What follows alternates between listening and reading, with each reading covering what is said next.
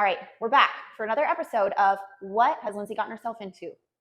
And here I present you my entryway floor, which I absolutely love. I do have to tell you, when I pitched this idea to my husband, the look on his face was priceless, okay? And his answer was, if you like it, I like it. And that was reason 500. I knew I married the right man.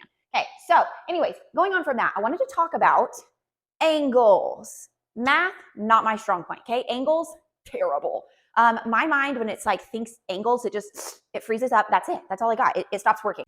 Okay, let's talk herringbone. I absolutely love herringbone pattern, but I do hear a lot of people say like they just get really confused, and it's really hard to find a starting point to get going. Once you get started, it's easy to build off of. Okay, so here's what I'm going to show you exactly what I do.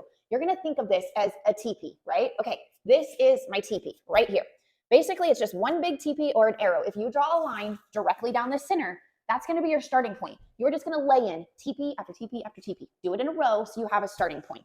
After that, you're just going to basically do little L's for your angles. So when you come in, you're going to L off of, you're going to look at this and this right here. And you go straight, you're going to lay that in there. Okay, so I'm going to show you very quickly exactly what I'm talking about. Okay, so right here, I'm going to lay in my next brick. Actually, let's do it right here. Okay. So I know I'm doing a teepee. This is upside down, okay? So I know this has to teepee this way. I'm gonna line up here and I'm gonna line up here. It's just an L. Plus side is of these bricks is they do not have to be perfect. I don't use spacers. I eyeball it, okay? And I think that's perfectly fine. It always turns out good.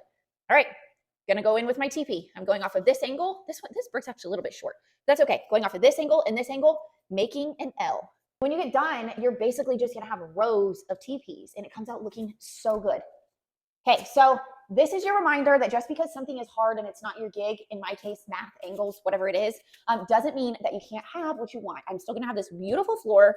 I do wanna know your guys' thoughts and comments on what you think about it. It's not traditional, I know that. I'm not traditional, I like different things.